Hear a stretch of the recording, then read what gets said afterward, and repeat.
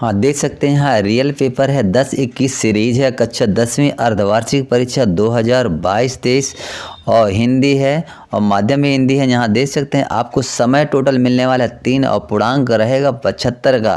दोस्तों यहाँ पर रियल पेपर है और इस पेपर में हम आपको सभी प्रश्नों के सभी उत्तर को बताने वाले हैं। नमस्कार दोस्तों, welcome to our YouTube channel MP की टीचर। यहाँ देख सकते हैं कुल प्रश्नों की संख्या आपकी 23 होने वाली है।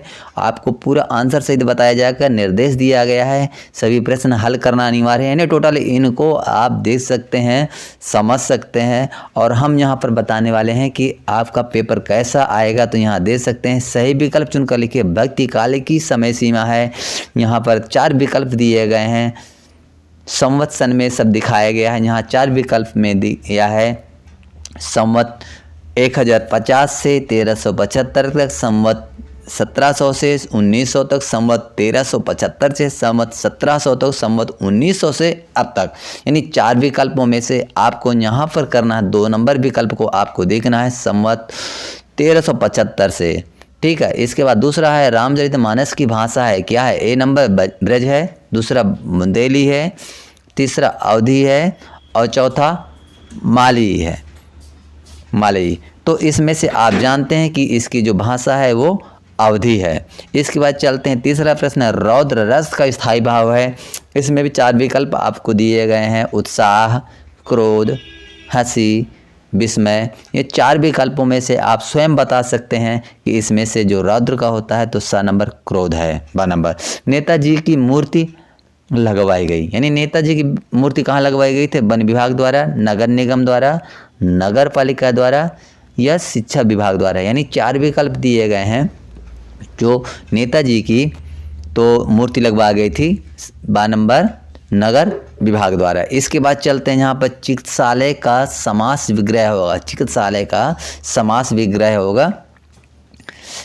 चिकित्सा पर आलय, चिकित्सा के लिए आलय, चिकित्सा का आलय, चिकित्सा से आलय। तो 12 नंबर इसका कर देंगे। दूसरे नंबर का सांप निकलने पर डरकर भागे भोलानाथ आकर छिपे, यानी सांप निकलने पर डरकर भागे भोलानाथ आकर छिपे मैया के आंचल में। 10 नंबर मैया के आंचल में कर देंगे। इसके बाद चलते हैं रिक्त स्थानों में सही विकल्प चुनकर लिखिए। विदा के समय माँ को अपनी बेटी पूंजी प्रतीत हो रही थी, अंतिम या संचित।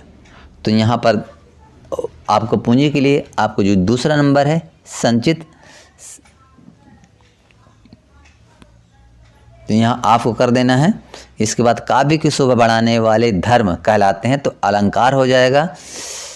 इसके बाद रमणीय प्रतिपादन शब्द काव्यम की परिभाषा आचार्य विश्वनाथ, इसके आत्मकथा के लेखक स्वयं थे और यहाँ पर अंतिम में है अव्ययी भाव। इसके बाद यहाँ देखेंगे 6वां, कभी कभी हमसे कुश्ती भी लड़ते। कौन लड़ते? बापूजी की पिताजी। तो यहाँ आपका ये उत्तर हो जाएगा बापूजी। यहाँ बापूजी की जगह पिताजी आपको करना है 6 नंबर में। इसके बाद दोस्तों वीडियो को लाइक शेयर कमेंट, चैनल को जरूर सब्सक्राइब कीजिए। प्रश्न क्रमांक यहाँ पर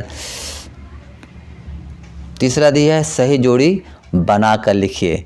यहाँ सही जोड़ी बनाकर लिखना है। जिसने यहाँ दिया है छाया मत छूना, तो किसका है ये? गिरजा कुमार माथुर का है। दूसरा है पृथ्वीराज रासो, पृथ्वीराज रासो है, इसको आपको मिलाना है। थोड़ा सा यहाँ पर देखेंगे महाकाव्य है और ये दूसरे नंबर का हो गया। तीसरे में एक कहानी भी यानी मनु भंडारी की है, ईश्वर करे मुझे पास हो जाए, ये इच्छावाचक वाक्य है। 9 2 11 होना, बिना मेहनत के लाभ प्राप्त करना, ये थोड़ा सा भाग जाना, ये गलत है। यहाँ पर आप भाग जाना लिख देंगे। 9 2 11 मतलब भाग जाना, ये थोड़ा सा गलत है। और माता का आंचल शिव पूजन सहाय। फिर अगला प्रश्न है, एक वाक्य में उत्तर दीजिए। विश्व के सकल जन कैसे हो गए रहे हैं? विश्व के सकल जन कैसे हो रहे हैं। इसका एक वाक्य में आपको लिखना है तृप्त धारा का सांकेतिक अर्थ क्या है। फिर वर्ण माता यति आदि के नियोजित शब्द रचना को कहते हैं। यहाँ पर आप काव्य करेंगे। फिर चौथे में चौपाई छंद में कुल कितनी मात्राएं होती हैं, तो 16 होती हैं। और नेताजी की मूर्ति कितनी ऊंची थी। और छठवां है उपासना करने वाला क्या कहलाता है, तो उपासक कहलाता है। इनको आप एक एक वाक्य में इनके उत्तरों को आपको लिख लेना है। इसके बाद चलते हैं प्रश्न क्रमांक 5 पर। सत्य और असत्य बताना है। राजा का धर्म है कि प्रजा को न सताए, सत्य है। दूसरा, खंड काव्य मुक्तक काव्य का एक भेद है। दूसरा नंबर, मुक्तक काव्य का एक भेद है, तो बिल्कुल गलत है ये। कहानी उपन्यास की अपेक्षा छोटी होती है, तो कहानी उपन्यास के बिल्कुल सही है। प्राचीन भारत में स्त्रियां अत्यंत विदुषी होती थीं, तो यहाँ पर भी आपको बिल्कुल सही टिक लगा देंगे। टोटल 2 नंबर गलत है और तीनों सही हैं। सिद्धार्थ स्वयं यानी सिद्धार्थ स्वस्थ है, विधिवाचक वाक्य है, तो सही है। तारकेश्वर नाथ ही भोलानाथ थे, ये भी सही है। इसके बाद प्रश्न क्रमांक 6 यहाँ शुरू हो जाता है। छायावाद की 2 विशेषताएं लिखना है। अथवा भी में भी है, अथवा भी इसको कर सकते हैं। यहाँ पूरा पेपर का दिखाया गया है, तो यहाँ इसका उत्तर है। आप देख सकते हैं एक का उत्तर यहाँ संवत 1375 से 1700 तक हो गया। दूसरा का अवधि था। तीसरे का क्रोध है। चौथे का नगर पालिका द्वारा है मूर्ति लगवाई गई थी। चौथे का नंबर चिकित्सा के लिए आलय था। यहाँ दा नंबर है मैया के आंचल में है। ये पहले यानी जो विकल्प थे उनका उत्तर यहाँ पर चारों को चारों यहाँ पर आ गए हैं, इनको ध्यान से देख लीजिए। प्रश्न क्रमांक 2 है का अंतिम है। दूसरे में अलंकार लिखना है। तीसरे में आचार्य विश्वनाथ है। चौथे में दोस्तों आपको क्या करना था, स्वयं हम बताए हैं। आप यदि गलत हो गया हो तो यहाँ सुधार सकते हैं। पाँचों में अभय भाव और छठवें में जापान। इस तरह करके यहाँ पर इनके आपको यहाँ सुधार लेंगे। इसके बाद प्रश्न क्रमांक 3 है। ये जो सही जोड़ी थी आज से बा में मिलाना था, तो 1 नंबर में गिरजा कुमार माथुर है। 2 नंबर में महाकाव्य है। तीसरे में मंडो भंडारी है। चौथे में इच्छा वाचक वाक्य है। और 5वें में भाग जाना है। और 6वें में शिव पूजन सहाय जी का। इस तरह करके यहाँ पर सही जोड़ी का ये 6 कोई सही जोड़ी है। इसके बाद प्रश्न क्रमांक 4 है। विश्व के सकल जग गर्मी से परेशान हो रहे थे, यानी ये एक वाक्य यह एक शब्द में था। दूसरा नंबर दुखों से पीड़ित धरती, इसका छंद है, यहाँ देख सकते हैं। 5वें नंबर में देख सकते हैं सत्य है असत्य है। 2 नंबर असत्य है और यहाँ से सभी प्रश्नों के उत्तर सत्य हैं दोस्तों, बिल्कुल सरल है ये। दूसरा का असत्य और शेष का आपको यहाँ पर देख सकते हैं पूरा का पूरा सत्य है, इनको आप मिला सकते हैं। तो इस तरह करके यहाँ पर पूरा का पूरा आप प्रश्न के उत्तर यहाँ पर देखेंगे। अब छायावाद की 2 विशेषताएं हैं अथवा भक्ति काल की 2 विशेषताएं बताना है। 7वें नंबर में अथवा में दिखाया गया है। जो 6वें नंबर है अथवा से शुरू हो जाते हैं। इनमें से 2 में से आपको एक लिखना है। प्रश्न क्रमांक 7 है। महाकवि सूरदास का साहित्य में स्थान निर्धारित कीजिए अथवा गोस्वामी तुलसीदास की 2 रचनाओं के नाम एवं काव्यगत विशेषताएं लिखिए। 8 नंबर है। कवि निराला की आंख फागुन की सुंदरता से क्यों नहीं हट रही। ठीक, तो इसके बाद यहाँ आपको करना है अथवा यहाँ पर भी दिखाया है, अथवा का भी आप इस्तेमाल कर सकते हैं।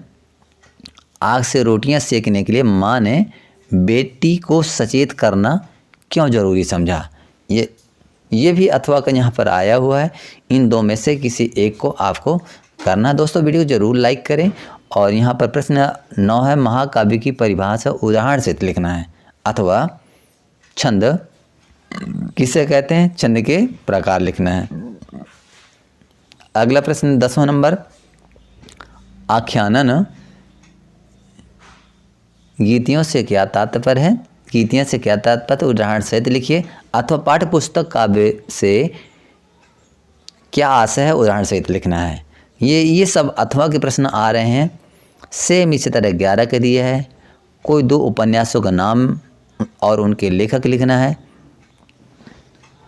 दोस्तों इनको आप नोट कर लीजिए अथवा देख लीजिए, इनके उत्तर हम आपको लास्ट में बताने वाले हैं। दोस्तों वीडियो को भी स्किप नहीं करिए, नहीं आपके छूट जाएंगे।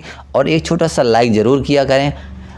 11 नंबर है, कोई 2 उपन्यासों का नाम लिखना है, उनके लेखक के नाम भी लिखना है। किन्हीं 2 कहानीकारों का नाम लिखिए अथवा कहानीकारों को भी नाम लिखना है आपको, इतना करेंगे। इसके बाद 12 नंबर, राम यश बेनीपुरी के साहित्य का प्रमुख, जो उनकी साहित्य हैं उनकी विशेषताएं लिखना है, राम वृक्ष बेनीपुरी की। अथवा मन्नू भंडारी के साहित्य की प्रमुख विशेषताएं लिखना है, जो इनके साहित्य हैं उनकी प्रमुख विशेषताएं आपको यहाँ पर लिखना है। या 13 नंबर में, बाल गोविंद भगत की कवि पर श्रद्धा किन किन रूपों में प्रकट हुई थी, इसको करेंगे। अथवा वास्तविक अर्थों में संस्कृत व्यक्ति किसे कहा जाता है। या 14 नंबर है, निपात शब्द की परिभाषा उदाहरण से लिखिए। यह समाज की परिभाषा उदाहरण से लिखिए।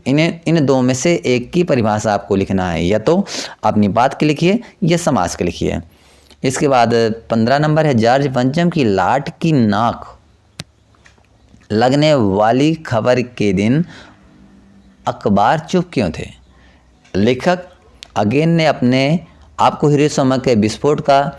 इसके बाद 16 नंबर है, मातृक छंद एवं वाणिक छंद में अंतर आपको लिखना है। अथवा इसको नहीं कर सकते हैं तो संचारी भाव या स्थायी भाव में अंतर आपको लिखेंगे। तो यानी इन 2 में से आपको एक करेंगे। ये तो टोटल 2-2 नंबर के हैं। यहाँ 17 नंबर है, विज्ञापन लेखन व सूचना लेखन में कोई 3 अंतर लिखिए। अथवा लोकोक्तियों व मुहावरों में कोई 3 अंतर लिखिए। इसके बाद अगला नंबर है 18 नंबर, निम्नलिखित अपठित गद्यांश को पढ़कर नीचे दिए गए प्रश्नों के उत्तर लिखिए। ये जो अपठित गद्यांश दिया गया है इसको 1 से लेकर के आपको 2 बार पढ़ेंगे, 3 बार पढ़ेंगे तो इसके उत्तर अपने आप आ जाते हैं और यहाँ पर आपको 3 अंक मिलने वाले हैं। जैसा यहाँ उपर्युक्त गद्यांश का उचित शीर्षक आपको बताना है। देश के प्रति समर्पण का भाव कब जागृत होता है। उपर्युक्त गद्यांश का सारांश आपको लिखना है। अथवा पूर्व चलने से बटोही बाट की पहचान कर ले, यानी इस कविता जो यहाँ पर दी गई है तो इसके बारे में लिखना है आपको। 19 नंबर में, आपके विद्यालय में मनाए जाने वाले सांस्कृतिक समारोह पर एक अनुच्छेद लिखना है। अथवा पुराने समय में स्त्री शिक्षा संबंधी बातों में के बारे में अपनी दादी नानी या माँ से हुई बातचीत संवाद को लिखिए। प्रश्न क्रमांक 20 दिखाया गया है। ये सांस्कृतिक यहाँ आपको, इसके बाद यहाँ निम्नलिखित गद्यांश यानी पद्यांश के संदर्भ से भावार्थ लिखिए। छाया मत छूना, मन होगा दुख दूना, जीवन में है सुरंग सुविधा, यानी इनमें से आपको लिखना है। इसके बाद नेक्स्ट चलते हैं हम। अथवा है, उधो तुम हाउ अति बड़भागी। 21 नंबर में निम्नलिखित गद्यांश की सप्रसंग सहित व्याख्या करिए। यहाँ दिखाया गया है।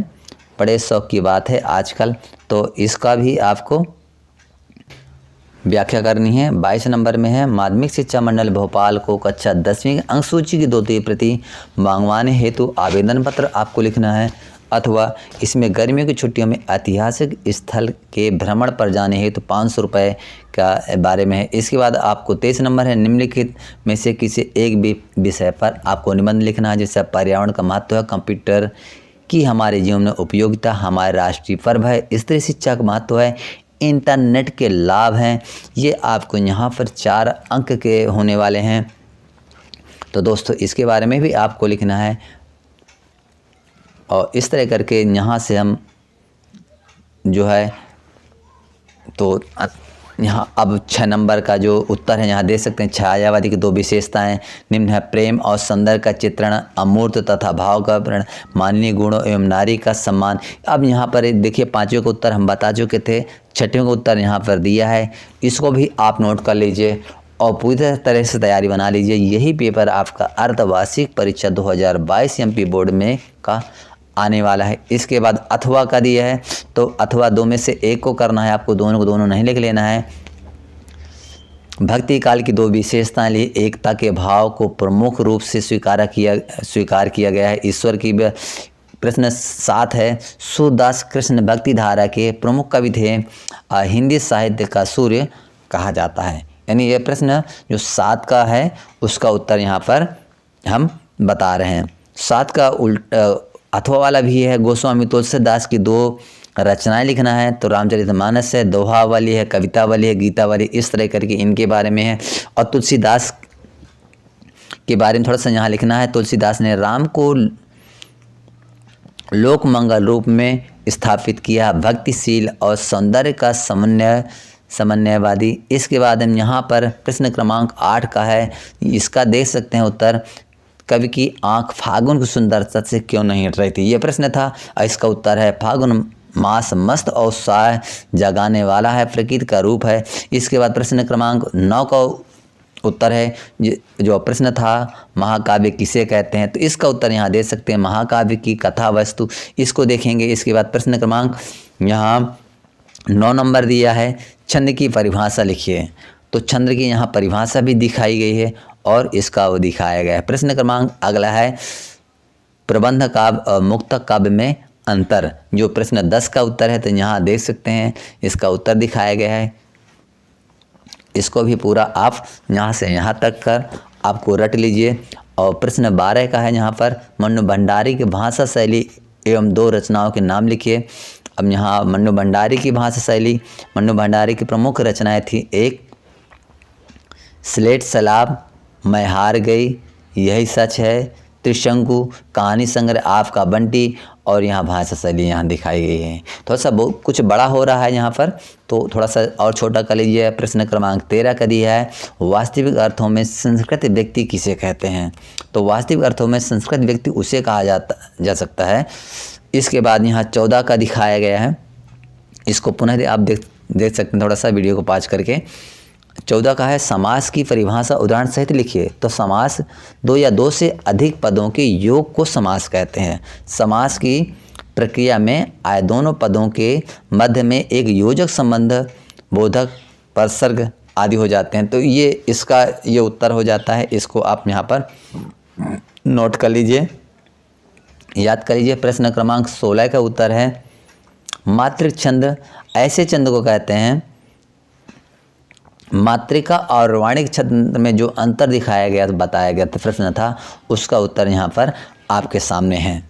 तो मात्रिका हो गया। इसके बाद वाणिक छंद ऐसे छंद को कहते हैं जिसमें वर्ण की गणना की जाती है, और मात्रिक में ऐसे छंद को कहते हैं जिसमें मात्रा की गणना की जाती है। मात्र छोटा सा अंतर ये होता है, तो इनको आप याद करिए।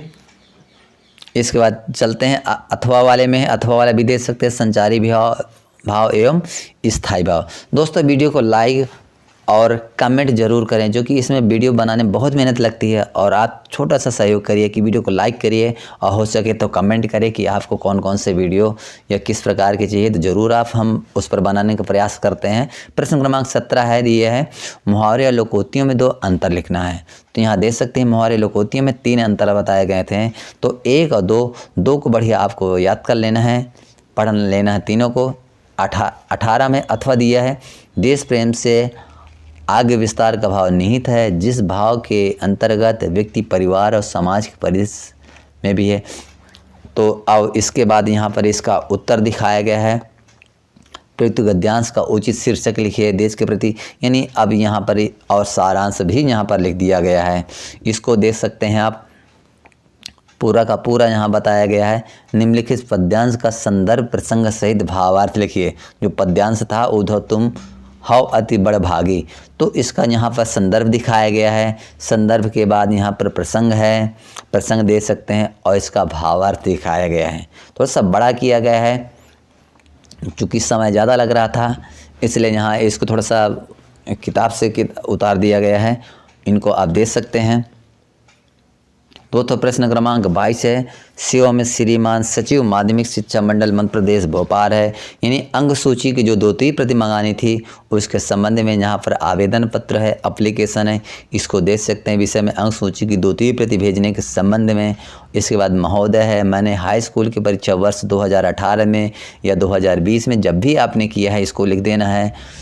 और इस तरह आपको यहाँ पर नाम लिख देना है, पिता का नाम, परीक्षक अनुक्रमांक, विद्यालय का नाम, पता, संलग्नक यानी बैंक ड्राफ्ट भी आपको देना है। इसको जरूर संलग्न करके ऐसे आपको इसमें लिख देना। दोस्तों अंत में वीडियो को लाइक ज़रूर करें। वीडियो देखने के लिए आपका धन्यवाद।